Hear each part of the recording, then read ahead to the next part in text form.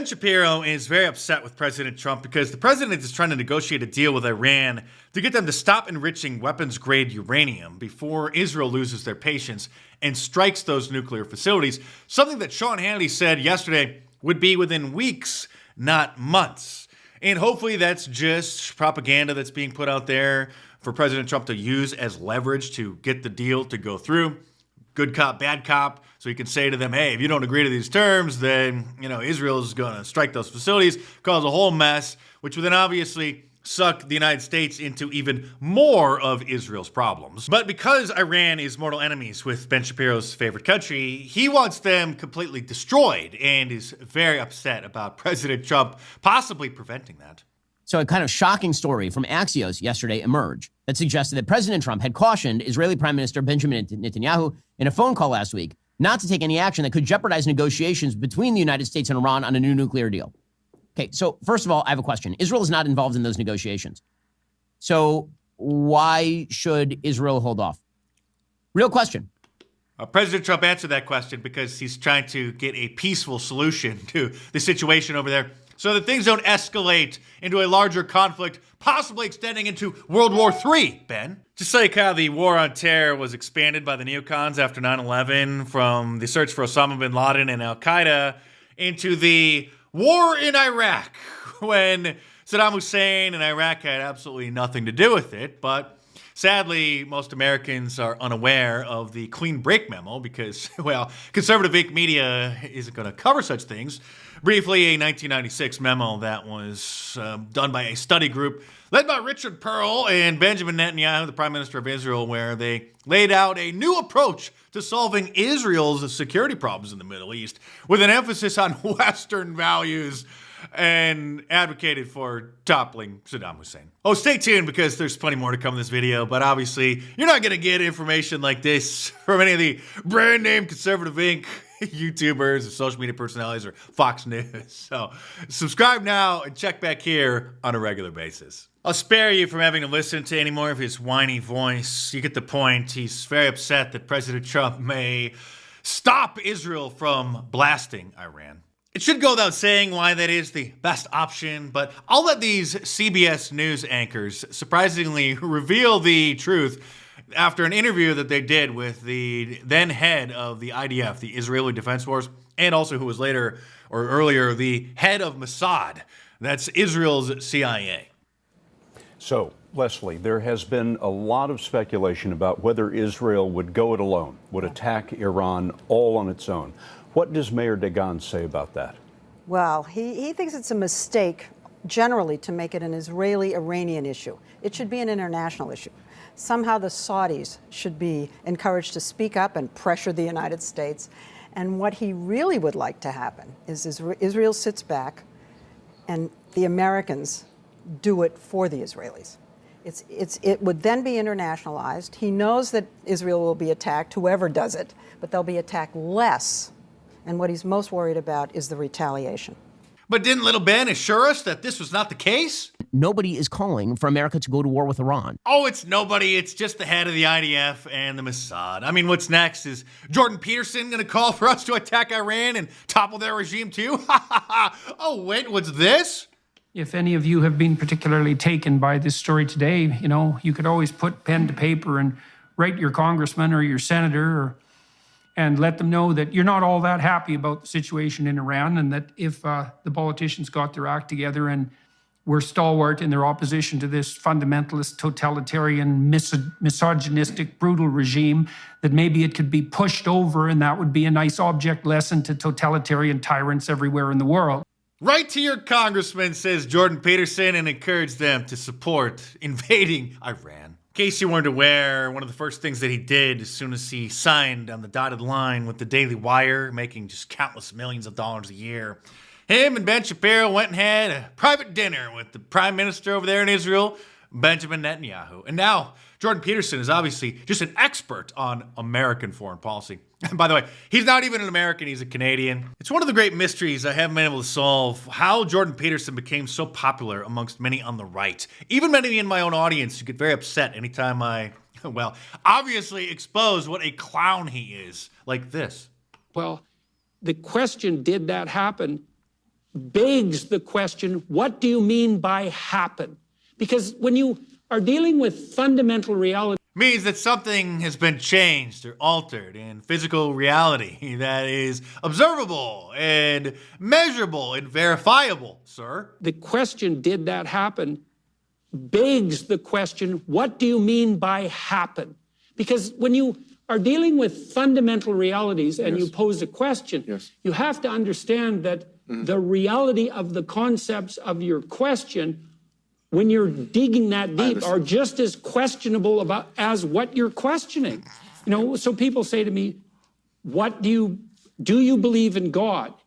And I think, okay, there's a couple of mysteries in that question. What do you mean do?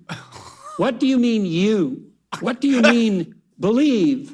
And what do you mean God? And you say as the questioner, okay, well, that's enough. This guy spews more psychological mumbo jumbo than Deepak Chopra, but he is a broken man. I mean, after all, it is possible, in my opinion, very likely that his daughter slept with Andrew Tate, the biggest misogynist on planet Earth. Me to come see his house and talk business.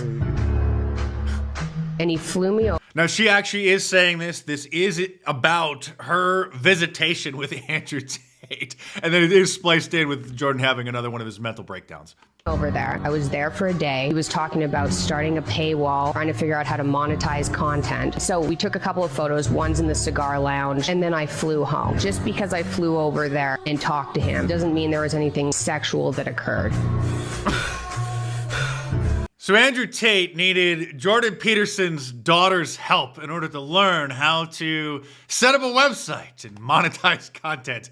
And instead of just hopping on the phone, hopping on Skype or a Zoom call, she decided to fly halfway around the world to see him face to face. But back to the Iran situation, Tim Pool made a surprising revelation about a recent secret meeting that he had and other social media personalities who he didn't name because the rules were the Chatham House rules, same as the Bilderberg Group, where you could talk about being there, you could talk in general about some of the things that were talked about, but you can't mention who else was there and you can't quote anybody else who was there. And he was just pressed about it again last night. Was accusing you of meeting with Netanyahu. And I met with Netanyahu indeed, and Tucker Carlson met with the premier. What did you guys talk about? Netanyahu. There was a Chatham House meeting with like a dozen plus journalists. Journalists, he's using that term very generously. They were social media personalities. And just wait for it. I actually was shocked that he revealed this. Like, how do you get invited to that? Like, why is Netanyahu meeting with all of our right-wing influencers? Well, yeah, but I'm saying, but why would a foreign leader then want to meet with you because you have a big podcast in America? Like, well, we all know the answer to that, but he is pressing Tim on it, and Tim answers. Because he's advocating for U.S. support for their war with Iran. So, but why would he need to talk to you to raise it's called support? Lobbying. Well, what did he lobby? Like, can you say, or is it NDA? Yeah, he was trying to convince a bunch of media personalities that the U.S. had to support Israel, and I would say 70% of the room told him to screw off. What did you feel personally on that? Like, do you have an opinion on that? Yeah, I think he was. In a manner of speaking, I mean, nobody literally said screw off, but there was a really funny moment where he's like, what does Iran say? They do not say death to Israel. They say death to America. I'm not supposed to quote him, so I'm paraphrasing, I guess. I don't know. He said that. And he goes, pretty good impersonation. And what do you think happens when they get a nuclear weapon? After they will be stopped by us, but they will come for you. No, and then immediately someone goes, no, they won't. Just blurted out in the room. It was hilarious. And then he was like, yes, they will. And they're like, no, they won't. And then someone else goes, their nukes can't reach us. It was funny. But before you start singing too many praises about him for this, and he is an American first isolationist. He doesn't want anything to do with the conflict over there, the ethnic land dispute that's been going on for over 75 years, or any foreign conflicts. But anytime anybody suggests any kind of powerful influence over America's foreign policy, then he gets a little sensitive. But Israel is intentionally dragging us into this war, and also Israel has I think you got Israel derangement syndrome. Okay, well, I call it Israel-Palestine derangement syndrome. Okay, then well, so first of all, Israel, this is on two separate. Do you know the story of Israel wiretapping the White House and blackmailing Bill Clinton? No. Okay. You can see how uncomfortable he's getting because he knows where this is going. My point is, I would argue Israel is pulling a lot of our strings in terms of foreign policy. I think you're wrong. I think we're pulling the strings of Israel. That's really what's going on, because Israel is an intelligence and military asset for us in the Middle East. So when we are staging... But how is it an asset if they've gotten us into all the major conflicts? No, those are our wars. Those are our wars. Okay. NATO's not getting us involved in things. We're getting NATO involved in things, and Israel's not. You see my point? I agree on NATO. I don't agree on Israel. There are some Americans... Your position makes no sense. Okay. Well, you get the point, but at least he's not a neocon and beating the war drums. Mark Levin leading the charge over there on Fox News. We have 30% of our Navy and all that firepower there, and we should tell Israel, take out their nuclear sites. We have your back.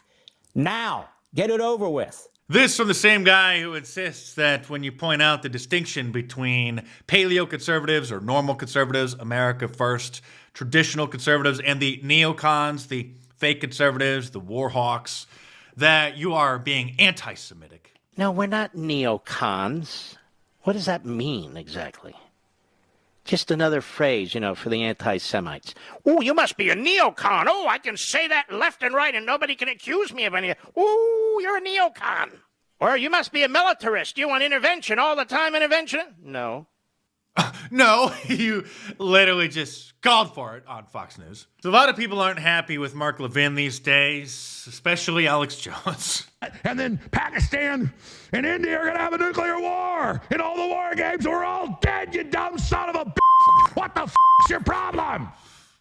You megalomaniac heads. And that's what Trump's told Netanyahu, a little nicer than that, but not much more, I was told. And I think the American people, and especially the Daily Wire viewers and subscribers, should know that when Ben Shapiro was over in Israel giving a talk, he said that the only reason he supports the United States is because the United States supports Israel. Ever wonder if one day you'll have to flee the United States? Because of supposed anti-Semitism. I mean, I think that every Jew throughout world history who has a brain and knows history has always wondered if a country that is not a Jewish state is going to eternally provide them security guarantees and full citizenship. Of course. So he has to pretend and play along that America might fall to an anti-Semitic fascist dictatorship, and he too might have to flee. Of course. I mean, that's I think to think that that's why the existence of the state of Israel is the single greatest guarantor of my loyalty to the United States, frankly. Right? Because Israel exists, that means the United States is going to be a more welcoming place for me, because Israel is there as a backstop in case anything should go wrong. Ben has obvious ethnic ties to the region, and most Jews have a sweet spot, shall we say, for Israel. Lindsey Graham, on the other hand, supports them because God knows how much blackmail they have on him about his Grindr dates. And no one has done more for Israel than you, Senator Lindsey Graham. This is not a meme, by the way. This is actually real. And did you know that in those documents that Edward Snowden leaked from the NSA years ago, over a decade ago, that Israel is considered to be a top spy threat to the United States? That's right, our greatest ally, publicly, but privately, the intelligence agencies are quite concerned that they are spying on us and engaged in other kinds of activities you're not supposed to talk about. AIPAC lobbying. By the way, everybody but me has an AIPAC person. What does that mean, an AIPAC person? It's like your babysitter, your AIPAC babysitter, who is always talking to you for AIPAC. They're probably a constituent in your district, but they are, firmly embedded in AIPAC. And every member has something like this? I don't know how it works on the Democrat side, but that's how it works on the Republican side. And when they come to DC, you go have lunch with them, and they've got your cell number, and you have conversations with them. So I've had that's absolutely crazy. I've had 4 members of Congress say, "I'll talk to my AIPAC person," and it's literally what we call them, my AIPAC guy. I'll talk to my AIPAC guy and see if I can get him to, dial those ads back. Why have I never heard this before?